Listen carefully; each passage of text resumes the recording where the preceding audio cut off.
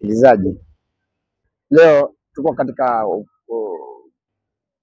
mula huu ambaye tumesema kwamba tuzungumze kidogo kuhusu nini ambaye anaendelea katika nchi yetu ya Kenya, kwa sababu Kenya ni yetu na ni lazima mambo yote tuangalie na macho mawili, kwa sababu usipojitengenezea hatuwezi tengenezewa. Kwa hivyo nchi ni yetu na lazima tuangalie mambo yote ile ambayo yanaendelea. Leo kuna mambo mengi ambayo yanafanyika Nairobi, Kenya na sehemu zingine za nchi ambaye lazima tuyazungumze mahali ambayo tuyapata. Si kama wananchi lazima tuangalie ni nini ambaye inatuhusu na nini ambaye inatudhulumu na nani ambaye anatufaidi. Siku ya leo tumebaki tumeviwa na butwaa la mshangao baada ya kuona mambo ambayo yaliyofanyika juzi na mpaka jana. Sasa hiyo mambo imeendelea mpaka leo. Hiyo ndio imesababisha sisi wenyewe tumekuwa kama tumebaki kama mdomo wazi baada ya kuona ile ambayo ilifanyika. Juzi kuna kijana ambaye alipatikana kwao nyumbani akiwa anashughulika na mambo zake za nyumbani, na baada ya kuwa kwamba ametumia mtandao wa X akachukuliwa nyumbani na maaskari 6, akatolewa kutoka huko Ungenya Siaya County akatoka mpaka Nairobi Central Police. Baada ya kufikishwa huko usiku akaamkia jana. Sasa amekuwa kwamba jana asubuhi babake akifika kuja kuangalia akaambiwa kwamba kijana amejikongeza ukuta, ameaga, amekufa. Sasa hiyo imekuwa jambo la kushangaza. Swali ni hii moja. Je, unapozungumza mambo kusema kwamba mkubwa amefanya fulani, mkubwa wa polisi amefanya jambo fulani, hiyo unastahili kushikwa na uwawe? Ya pili, ina maana kwamba polisi hawana boundaries, hawana mahali ambayo wanasema kwamba polisi wa area Nairobi wafanye kazi Nairobi. Unastahili ukishikwa hata Mombasa uletwe Nairobi. Kwa nini watolewe kaunti ya Siaya ambaye ni Nyanza province na aletwe mpaka apitishwe mpaka Rift Valley yote, akuje mpaka na Kiambu, apitishwe huko mpaka Nairobi county? Kwa nini ifanyike hivyo kama hakuwa na nia ya kumuua? Ya pili, na kama wanasema kwa vile ambao wanasema kwamba amejikongeza ukuta, alijikongezaje ukuta? Na kama babake anasema kwamba amevua mpaka miguu, kwa nini amekuaje ajikongeze ukuta kichwa na mpaka miguu mpaka akufe? Kwani alikuwa anajikongeza namna gani? Lazima saa zingine tuangalie mambo vile inayofanyika, na ni lazima tuwe kama tuna freedom ya kuongea, tuna freedom ya kutembea, tuna freedom ya kukosoana.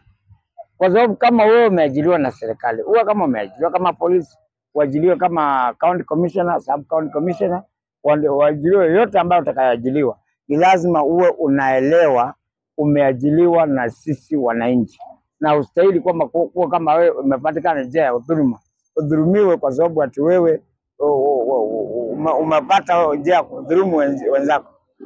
Sioni haja ya kusema kwamba kijana amejiua. Hiyo ni kama kudhulumu vijana wadogo, kwa sababu haki ya mitandao ilikuwa nini? Ni kama ile mambo ambayo umeona, hiyo ndio news na utaelezea. Na kama kuna jambo ambayo imefanyika ambayo haipendezi, ni lazima itasemwa. Kwani kama hutaki isemwe, basi na utoke kwa hiyo kazi.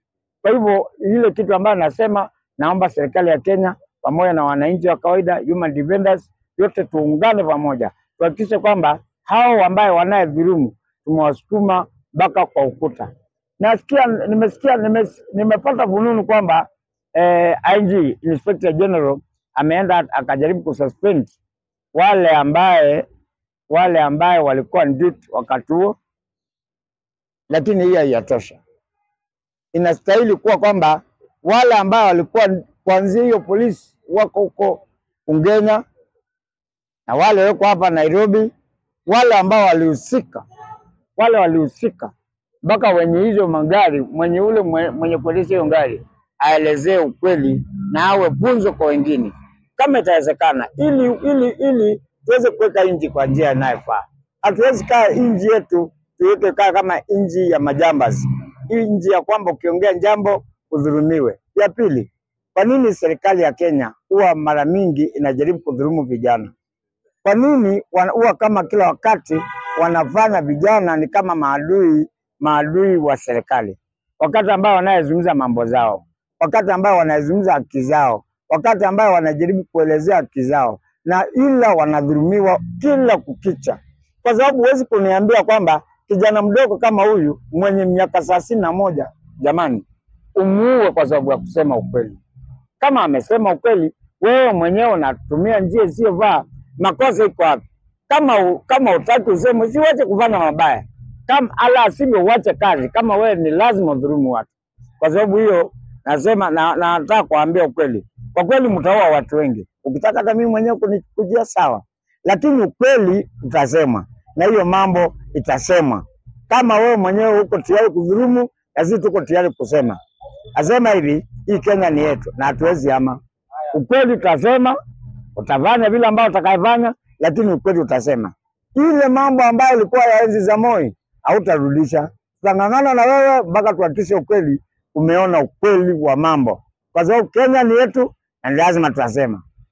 Nasema hivi, katika Bill of Rights kuanzia article 19 chapter 4 article 19 mpaka article 56 imeelezea vitu zote. Nina haki ya kuongea, nina haki ya kukutana, nina haki ya kuchunguza, nina haki ya kila jambo. Kwa nini ambaye nikichunguza siseme? Kama nimechunguza nikajua wewe ni mfisadi, tasema ni mfisadi. Una expect mimi nichunguze niweke wapi? Hiyo si chakula tunaweka kwa sufuria kuliwa na watoto wangu. Itasema wengine wajue. Na wewe ukitaka kuja niyo bunduki tumia, lakini ujue kama message imeingia. Tutang'ang'ana na wewe mpaka tuhakikishe. Na wale ambao wote udhulumu waangalia na macho yako. Wale ambao walikuwa na dhulumu, wale ambao tulikuwa nasema hao ni total man, wamefanya mambo mengi, ukiongea watakuua. Sasa hivi wako kaburini na wanapitia kwa mambo machungu. Lazima apitie kwa sababu naye Mungu yuko pamoja nasi. Asanteni, Mungu awabariki na awape uwezo.